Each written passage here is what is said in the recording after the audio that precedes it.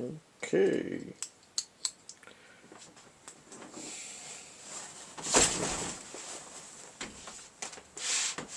I'll put that there.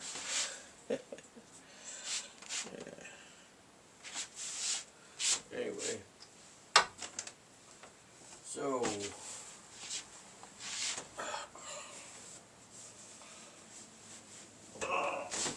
yesterday I did the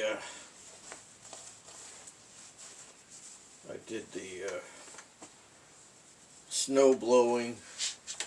Took me 6 hours. The snow was very deep. It was between 18 inches to 24 inches, depending on where you were. It was very deep in one section of my driveway, but anyway, the thing is that when it gets super deep and it's like taller than your snowblower, then you have to start slicing off chunks, right? So what happens is you get it, if it's deeper than your snowblower, you're going to go ahead and if you have a side of snow to work with that you've already carved out a path, then you could cut it off in chunks by you'll just, like, let's say this is the snow blower and this is the wall of snow and it's all the way up there, right? The snow blower's down here. You just get and take like about 1/4 to 1/3 of the width of your snow blowers. I can't remember what they're called. The rotary part, right? And you just cut in there. And start following that down, and what will happen is when you start cutting down here, this will start to collapse, which is above the snow blower, and then you can let the snow blower eat whatever collapses down as it goes forward, see? And then it injects it through the chute. So, yeah, it was a long day yesterday, 6 hours. I think I refilled the snow blower 3 times or something with fuel, and I had these wool trousers, these Swedish wool trousers, which are from the Second World War. They were made in 1942. I had these on, and then underneath I had a set of Long John 100% wool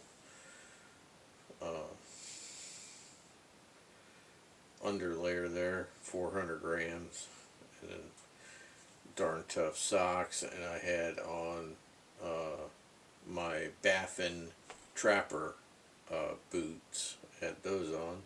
Those are good for -40 easy, but yeah. So I had that on the bottom. On the top, I get a little bit more utilitarian for things like snow blowing,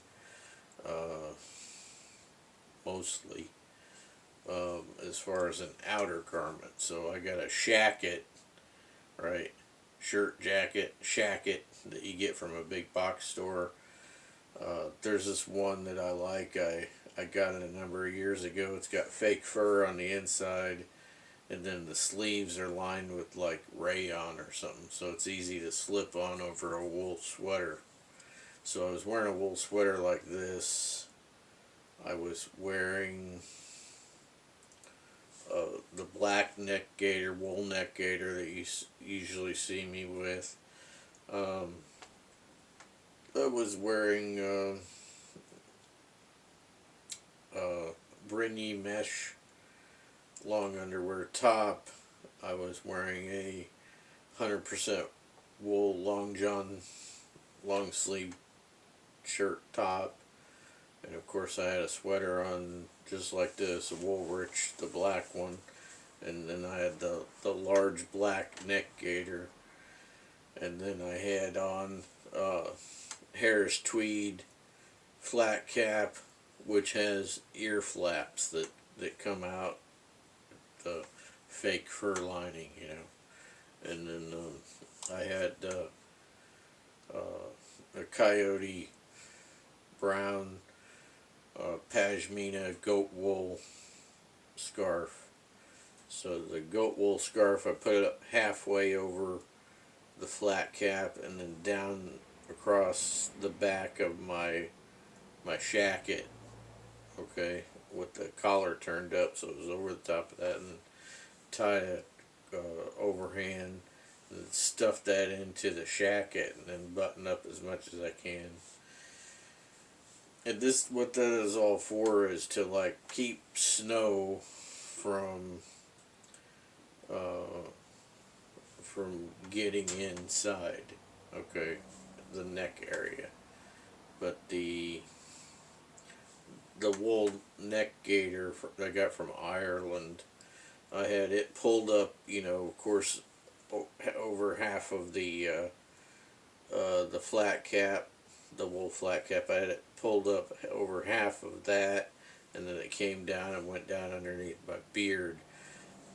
By the end of that 6 hours, that was all encrusted with ice, and there was ice down the back, and the shacket, the shirt jacket, the sleeves were all iced,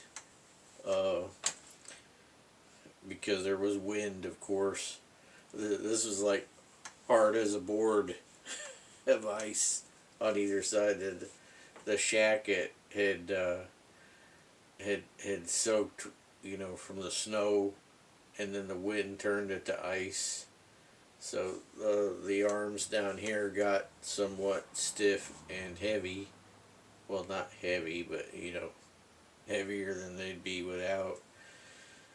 But anyway, when I took off the outer layer, when that 6 hours was over, the you know, the wool sweater that was underneath was dry. I was warm. Um, my inner layers, which were wool, were damp, but I was still warm. My lower layers were dry, crusted snow and ice that was on the trousers was just brushed off with the whisk broom, and feet were dry, everything dry, just tired, you know. Even though you got a self-propelled snowblower, it is tiring being out there for hours and hours, you know. I took two quick coffee breaks.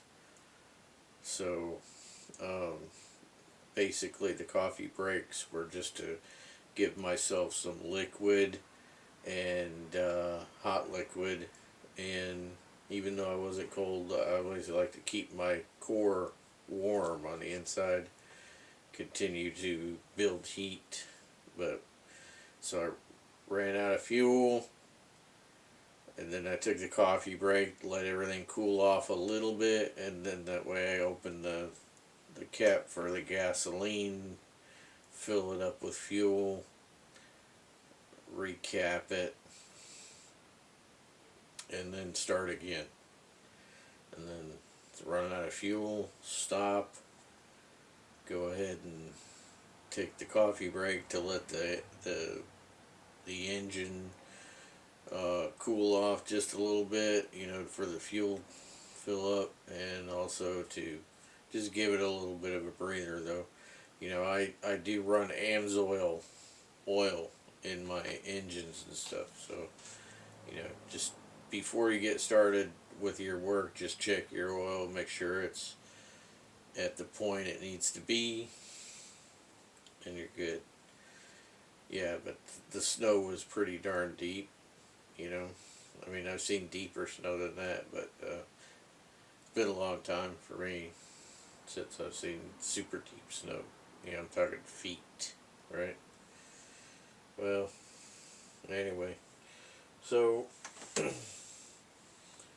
in the in the outdoors videos with the, you know, the fire demonstration with the siege stove a couple days ago. I was wearing this Hill People Gear chest bag, which this is the full size SAR, right? This is for a radio. I don't particularly care for this here. Probably going to take it off, and I'll probably put loop side Velcro like this. I'll probably just cover the rest of this here. That way I can put patches on the front if I want. Because I don't need this. And if I were going to use it, I'd probably want it this way anyway. The other way. They don't offer a left and right. You know, it is what it is. That's it. I talked about this particular bag 2 or 3 times in other videos. So I let it all the way out, the harness system. I let it all the way out to go over what I was wearing, which was a double heavyweight sweater, double jumper, okay, which one was a Scottish Guernsey necked barber on the ends, which was married to the other one on the inside. What that does now is it is when you put two good sweaters together, they fill in each other's holes. So then you get an incredible amount of wind resistance.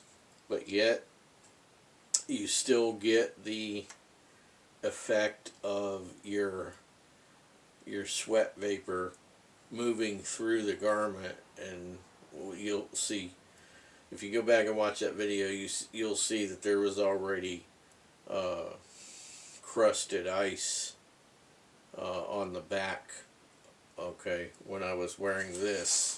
You couldn't actually even see this part right here because it was already encrusted in ice, because, you know, when you're sweating and the vapor goes through, gets the outside, and then it ices, you know.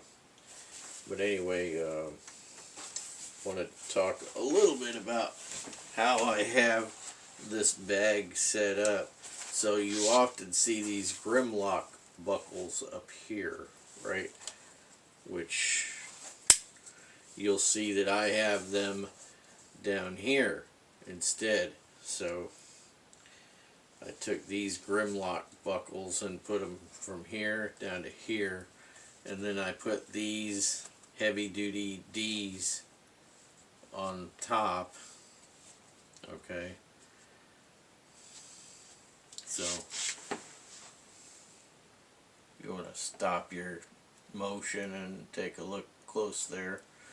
So what I did is I just slid this loop through the top slot.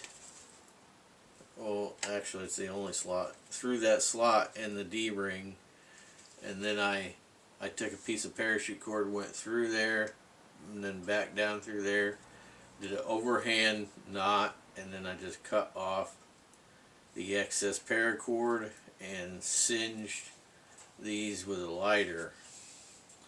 Now it's on there, not coming off, right, unless you take it off. Now I got rid of all of the plastic doodads that they put on there with the poles. I don't like those because they clack. They clack together, okay? If they hit each other when you're out doing stuff, they clack, right? I don't need that. So we're going to go ahead and open this.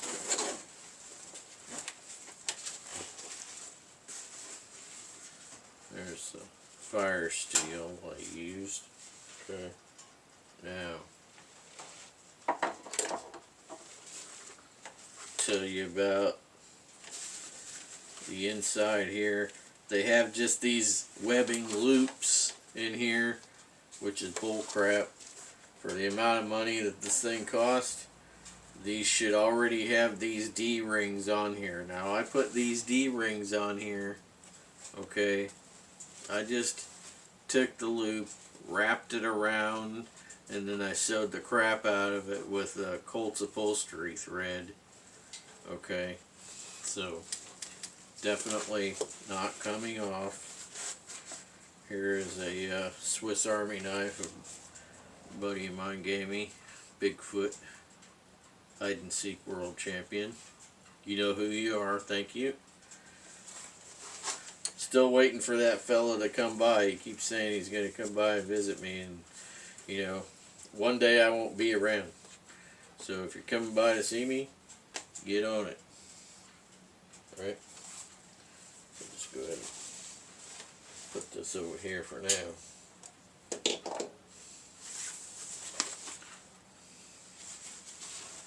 So I put, these are Duraflex D-rings, which USA made, very compliant.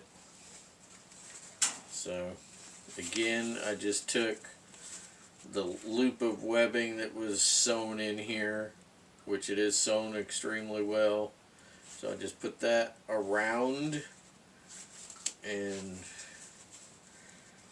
went ahead and I just put it, you know, down there, and then I just sewed the crap out of it with Colts upholstery thread. So there you go.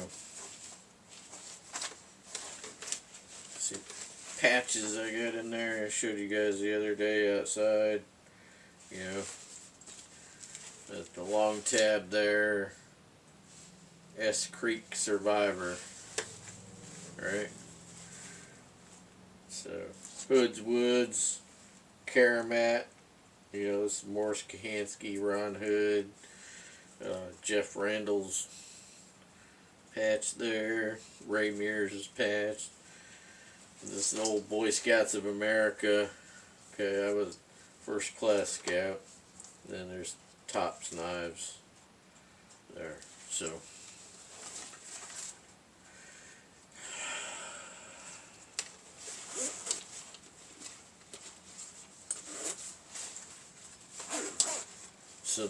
the reason why I set this up like this is because if you just put on a chest bag, I mean there are different companies that have these now. But the thing is a lot of them, they only have the harness in four, you know, like an X harness, right? Go around your chest area. But the thing is, if you start going what I call off-road mode, where you're off trail and you're going up and down obstacles, and the bag can just like bounce up and down and flop around and all that, you need to mitigate that kind of crap. And the way you can do it is like what I did here. They give you these extra straps with the Hill People gear. It's so I've got mine set up to where I can run that around the belt, right? So I'm going to go ahead and put this on. Since it's kind of extra large right now anyway, I'll just slip it on like this.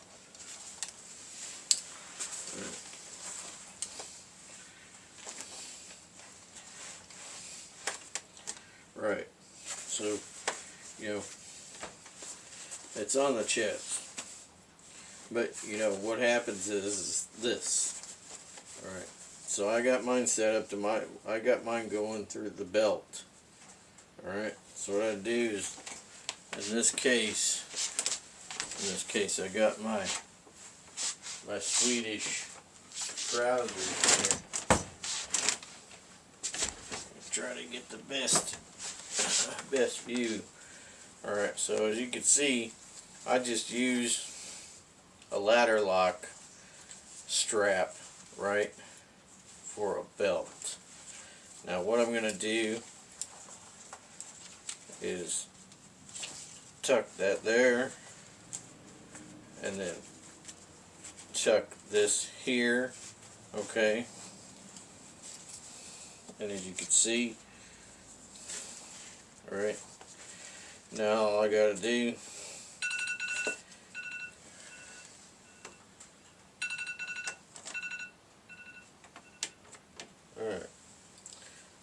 I gotta do is go ahead and clip it back into the bag, because they've got these pals webbing type things down here. Now what I'm gonna do is I'm just gonna clip it in there. Alright. Take this one, clip it in there, and then if I want to tighten it up any, I've got the ladder lock buckles of these straps. I've got them accessible on the front. See that? I know this kind of like messes up your garment here, but if you have this tucked in to your trousers, let's say you have an extra large set of trousers, like I got my old Woolrich hunting trousers. Those are large enough. I could tuck all of my upper layers like this into that easy. Now these old Swedish Army military trousers are a bit tight on me. You know, you see I had to make this modification here, but you know, it's likely I'll have enough garment that I can just, you know, put it there like I did the other day, and nothing will come in. Alright, so there you go. Now, I do not carry a firearm, so I don't need that. What I use this concealed area for back here is things that I don't want to get to often. Right? Things that I don't really need to get to often. Might have a backup something in there, like a backup map or what have you, right? Extra matches, something, right? So again, you can see there's no D-ring there, right? Here's another one of those webbing loops with no D-ring. To me, that's inexcusable for a pack, a chest bag that's considered an expensive bag, really. I think it's inexcusable that they should not have any D-rings there, or anywhere for that matter. There's also another one in here, I think, another two. I'm going to put D-rings on here. So you just put the D-ring, you don't try to put it through that hole, you don't cut this, you just put D-ring on, fold it over, and then sew the snot out of it. You use Coates upholstery thread, it will never break or come undone. Right. Again, got rid of the little plastic, you know, noise maker. So anyway, this is how I attach this down here, and that keeps it from jumping about. You know, they have all kinds of gimmicks, you know, rubber bands or whatever. Oh, just attach this to this, you know, stretchy shock cord, you know. They got all kinds of little things like that you could use. But anyways, these two straps came with this, so I didn't have to buy nothing.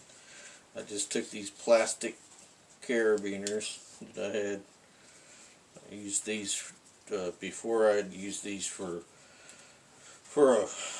a clothesline on the back of my rucksack. So I would take wet socks and other stuff, and just take shock cord, make a continuous loop, the fisherman's knot. Okay, so it's just one loop, and then twist the crap out of it with one of these on each end. Clip it to either side of your rucksack, and then those twists in the shock cord, you just pull, like, you know, make a hole, right? Put a sock through halfway, let the shock cord close and try to twist up, and then let your sock hang off of there, and then as you ruck along, your socks will dry. Alright, yeah. So yeah, through the belt, back up, and then clip in here. Of course, you could use smaller carabiners than these. This is just what I had. Okay, and I thought, well, I'll do that. Right, so there you go. Catch you later.